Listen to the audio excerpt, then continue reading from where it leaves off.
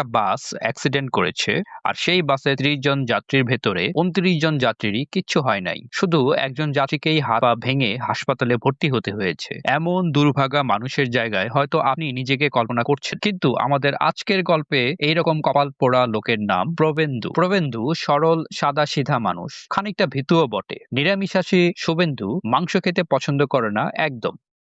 আমার সামনে কুরবানির দিনে এক বাটি না দু বাটি না সুটিয়ে লাল করে দেবো, নোংরামি বার করে দেবো। সরি, শুভেন্দু না, প্রবেন্দু। তো প্রবেন্দু একটা অর্কেস্ট্রা ব্যান্ডে গিটার বাজায়। সে ব্যান্ডে সবার ইউরোপ ট্যুরের ভিসা হয়ে গেল, বাদ পড়ে শুধু প্রবেন্দুর নামটাই। কাজকাম না থাকাতে তাকে বাধ্য হয়ে বাড়িতে ফিরতে হয়। প্রবেন্দুর বাড়িতে আছে তার বাবা, বড় ভাই আর বড় চাচা।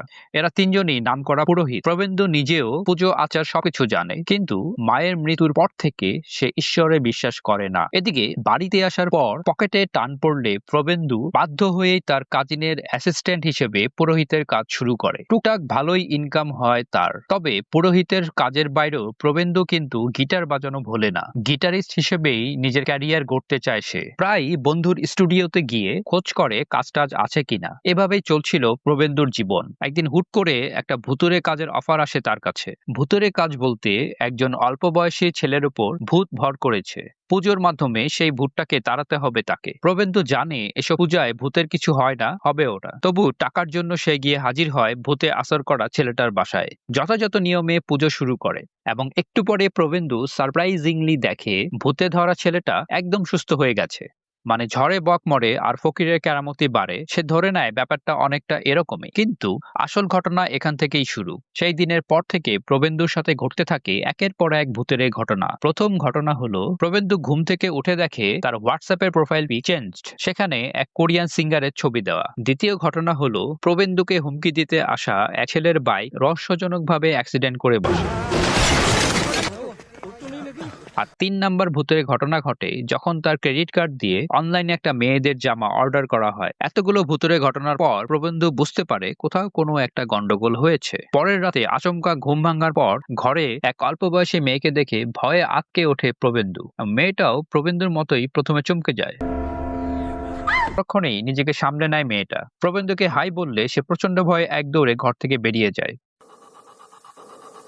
পরদিন সকালে ঘুম থেকে উঠে প্রবেন্দুর মনে হয় রাতের ঘটনাটা আসলে দুঃস্বপ্ন, কিন্তু নিজের ঘরে ঢুকতে গিয়েই আবার সেই মেয়েটার মুখোমুখি হয় প্রবেন্দু। মেয়েটা জানায় প্রবেন্দু যে বাড়িতে ভূত তাড়াতে গিয়েছিল সেখান থেকে সে এসেছে। প্রবেন্দু আরো জানতে পারে মেয়েটাই তার মোবাইল ব্যবহার করে অনলাইনে ড্রেস অর্ডার দিয়েছে। এমন কিউট এবং ফ্রেন্ডলি ভূতের দেখা পেয়েও প্রবেন্দুর ভয় কাটে না। সে ছুটে যায় ডাক্তারের কাছে। ডাক্তারের পরামর্শে রাতে ঘুমানোর আগে প্রবেন্দু ওষুধ খেয়ে নেয়। ঘরের লাইট জ্বালিয়ে খাটের নিচ আশেপাশে ভালো মতো দেখে নেয়। মেয়ে ভূতা চলে গেছে ভেবে নিশ্চিন্তে ঘুমিয়ে পড়ে সে, কিন্তু একটু পরেই ঘুম ভেঙে যায় প্রবেন্দু। পা টিপে টিপে ঘরের বাইরে এসে দেখে সেই ভূত মেয়েটা আজকেও বসে বসে তার মোবাইল ব্রাউজ করছে। প্রবেন্দুকে দেখে মেয়েটা আবারও চমকে ওঠে প্রথমে, কিন্তু এরপরই শুরু হয় তার অনর্গল বকবকানি। এর ভিতরে একবার প্রবেন্দুর চাচা এসে ঘুরে যায়, কিন্তু মেয়েটাকে সে দেখতে পায় না। অর্থাৎ মেয়েটাকে একমাত্র প্রবেন্দুই দেখতে পায়।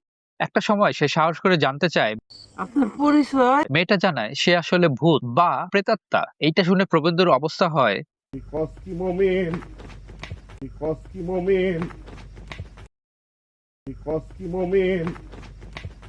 পরদিন সকালে প্রবেন্দু তার কাজিনকে ডেকে আনে বাসায়। তার উদ্দেশ্য হলো পুজোর মাধ্যমে ভূতনি মেয়েটাকে সে তাড়াবে। পুজো হয়ে যাওয়ার পর প্রবেন্দুর কাজিন খুবই কনফিডেন্ট যে ভূতনিটাকে সে নিজের চোখে চলে যেতে দেখেছে।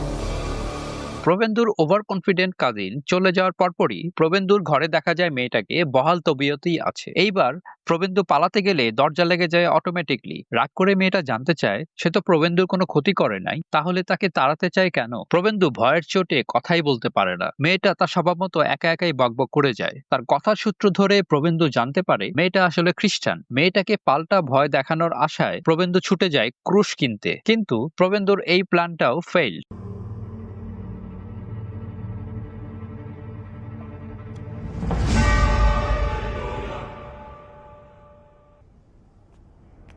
ঘাড়ের উপর চেপে বসা গার্লফ্রেন্ডের মতো মেয়েটা যখন রেগে গিয়ে নানা কমপ্লেইন করতে থাকে, প্রবেন্দুর কাছে তখনই কল আসে তার বন্ধুর স্টুডিও থেকে। মুম্বাইয়ের এক বড় মিউজিশিয়ান সিনেমার গানের জন্য নতুন গিটারিস্ট খুঁজছেন। ফোন পেয়েই প্রবেন্দু রওনা হয় স্টুডিওর উদ্দেশ্যে। বাসে সেই মেয়েটাকেও দেখা যায় মন খারাপ করে বসে আছে চুপচাপ। স্টুডিওতে গিয়ে বিগ মিউজিশিয়ানের সামনে প্রবেন্দু অডিশন দেয়, কিন্তু তার গিটার বাজানো প্রথমে পছন্দ হয় না লোকটার। 2-3 বার সুযোগ দেওয়ার পর বিরক্ত হয়ে সে যখন প্রবেন্দুকে রিজেক্ট করে দেবে, ঠিক সেই সময়ে ভূতনি মেয়েটা প্রবেন্দুকে সাজেস্ট করে কোন ছন্দে তার বাজানো উচিত। মেয়েটার সাজেশন অনুযায়ী প্রবেন্দু গিটার বাজায় এবং এইবার তার বাজনা মুম্বাইয়ের সেই বিগ মিউজিশিয়ান পছন্দ করে। প্রবেন্দুর মুখে প্রথমবার হাসি ফোটে এবং মেয়েটাও হাসে প্রবেন্দুর স্বপ্ন সত্যি করতে পেরে, এবং এই প্রথম দুজনার ভাব হয়, বন্ধুত্ব হয়, যাদের একজন মানুষ অন্যজন ভূত। কিন্তু ভূতা মেয়েটা জানে না সে কিভাবে মারা গেল, তার পরিবারের কথা স্মরণ করতে পারে না কিছুই। প্রবেন্দু মেয়েটার নাম দেয় ডেলুলু। মানুষ আর ভূতের বন্ধুত্ব জমে ওঠে। এদিকে মুম্বাইয়ে গিয়ে প্রবেন্দু শুরু করে তার নতুন জীবন। সেখানে সাদিয়া নামে এক মেয়ের সাথে পরিচয় হয় তার। একটা সময় সাদিয়ার প্রেমে পড়ে যায় প্রবেন্দু। ডেলুলু প্রথমে উৎসাহ দিলেও একটা সময় প্রবেন্দুর জন্য তার মন খারাপ হয়। ভূত হয়েও সে কখন লোকটাকে ভালোবেসে ফেলেছে নিজেও জানে না। প্রবেন্দু পড়ে যায় কঠিন দোটানায়। একদিকে তার জীবনে আসা নতুন প্রেম, অন্যদিকে ডেলুলু। মানুষ নাকি ভূত, কাকে শেষ পর্যন্ত বেছে নেয় প্রবেন্দু, সেটা জানতে হলে আপনাকে দেখতে হবে 2025 সালে মুক্তিপ্রাপ্ত অন্যতম ব্যবসা সফল ছবি সার্বম মায়া। প্রেমাম সিনেমার অনেক বছর পর নিভিন পল্লীকে খুঁজে পাওয়া গেল একটা দারুণ চরিত্রে, এবং কোইন্সিডেন্টলি প্রেমামের সাই পল্লবীর মতো এই সিনেমার নায়িকার মুখেও রয়েছে ব্রণের দাগ। নিভিন তার পরের সিনেমা সাকসেসফুল করতে আবারও এমন ব্রণের দাগওয়ালা কোনো নায়িকাকে বেছে নেবে। Let's see. Till then, happy watching this wonderful cinema.